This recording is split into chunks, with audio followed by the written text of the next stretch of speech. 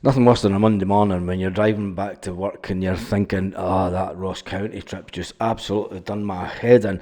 And then you're getting into work and you're thinking, oh man, I've got to do it all again as Celtic head up to Dundee tomorrow. Yep. And I know how some of you guys are feeling. But anyway, it is Dundee versus Celtic tomorrow.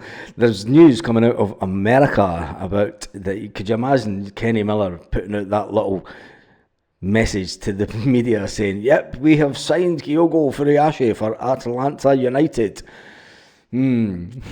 You pesky Kenny Miller, you can't have your meltdown on telly over here, so you're putting out nonsense about Celtic's Kyogo Furuhashi going to your team. But they have made an £18 million bid for a player. Yes, they have. Ronnie Dyler's side have made an £18 million bid. Imagine having Kenny Miller as your... I still can't get over that Ronnie Dyler's got Kenny Miller as his number 2. What on earth made him pick Kenny Miller as a number 2? I just don't get that at all, do you?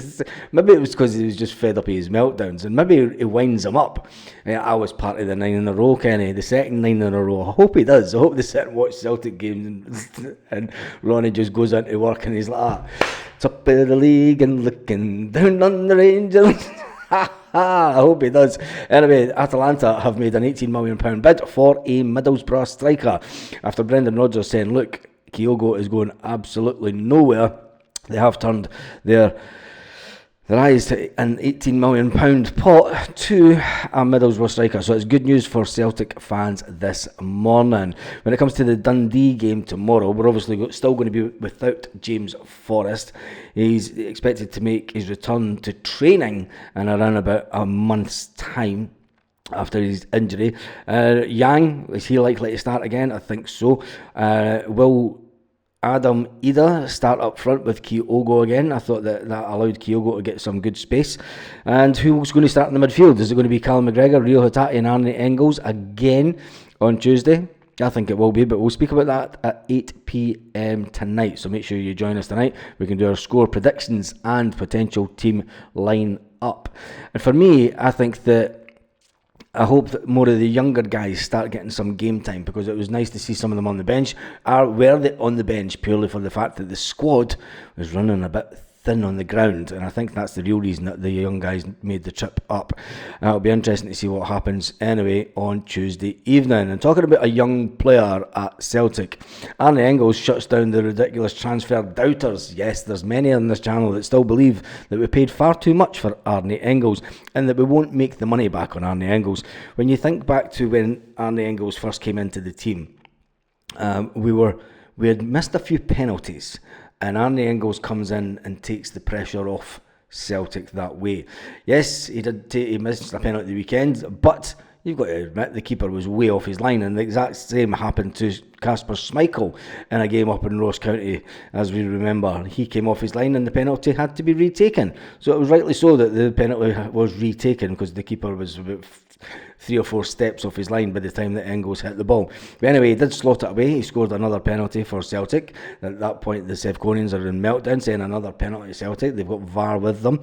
Well, when you see who is on VAR up in Dundee, it will not be going Celtic's way, that's for sure. So we'll talk about that in a minute. Engels has had an interesting start to his Celtic career. The fact that he has been putting away the penalties, and he had a little dip in form. And when Brandan Rodgers saw that he was having a dip in form, he took him off and he sat him on the bench so that he could speak to him during the games and he could show him exactly what goes on at Celtic Park on a game day, because he's never experienced that before as a player. He was straight into it and straight onto the pitch, as they say. But it could be argued that, you know, that little quiet spell has done him the world of good. And I think that Brandan Rodgers has a decent player on his hands, and the fact that he is only 21-year-old, we're putting a lot of pressure on him, and 11 million in the grand scale of things is absolutely nothing. I was watching a player last night that was 18-year-old scoring for Barcelona, and 11 million wouldn't get you his left toe. Young Yamal scores again for Barcelona last night in a fantastic game. If you didn't watch that, woof, what a game. It's just a pity that it was in a country that it was in. But it's all for money. Spain has been ruined by football with cash. But anyway, never mind them. Let's talk about Arne Engels. The fact that he's doing the business on the pitch as far as the manager is concerned, and everyone is happy with him. Are you happy with Arne Engels? Tell me in the comments section. Now let's get to VAR and the referee for the game tomorrow night. Yep, the referee is going to be Don Robertson. That's been confirmed, and Don Robertson took charge of the derby. Yes, the derby earlier this month. He'll be assisted by Gordon Crawford and Alistair Mathy, and then meanwhile on VAR, Andrew McWilliam and Andrew Dallas. Yes, Andrew McWilliam and Andrew Dallas on VAR. So that's going to be interesting to see how many times that the game is stopped up in Dundee, and how many added minutes is added on to the end of the game due to the stoppages of VAR. Because you know what Andrew Dallas is like. But anyway, it is what it is. I don't care who's on VAR, really. Celtic is sitting top of the table on 59 points, whilst the Rangers are on 44, and then Dundee United are on 37. Aberdeen, who managed to get a draw yesterday, they'll be absolutely... I mean, what has happened to Aberdeen? They're sitting now on 4th position on 35 points in complete freefall. But the team that we play, Dundee, are in 8th position on 26 points, and they'll be looking to try and jump up if they can pull off some kind of weird victory.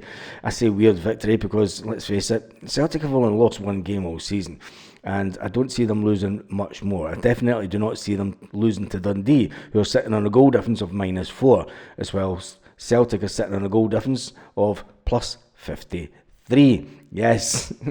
Will this be the night that we get to plus 55? All signs are heading for the 55 title. Will we win 2-0 tomorrow night to get us to plus 55 on goals?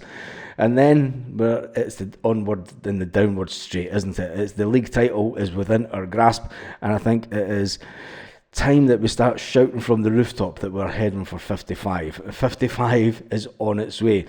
We will do a preview tonight. We'll talk about players that may or may not play. When you look at it, the Odom Ohm, he is away out on loan, or he's heading out on loan. So I think that the midfield will be Callum McGregor, Rio Hatate and Arne Engels to start the game.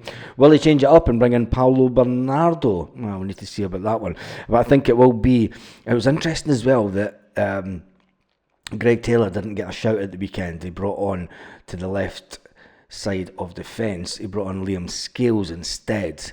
It's a big week for Celtic. Is this the week that Greg Taylor signs a new contract, or is this the week that Greg Taylor is sold by Celtic as no contract agreement can be made and Greg Taylor decides his future lies elsewhere? If that happens, well, we'll see how quick that the deal for a certain other player that's going to cost us 2.5 million on loan happens, and he got a game for his team last night, I believe. Anyway, there's a few Celtic stories kicking around this morning, but I want to just concentrate on them this evening. And we can talk about that game and some other hilarity moments in Scottish football. So make sure that you do join me tonight at 8 p.m. Celtic Part Time, where we could talk about everything Dundee Celtic and what you think the scoreline will be. And on that note, have an absolutely fantastic day. I still can't believe that Ronnie Dyle has employed Kenny Miller as a coach. Anyway, on that note, have a fantastic day, Celtic fans, wherever you are, all around the world.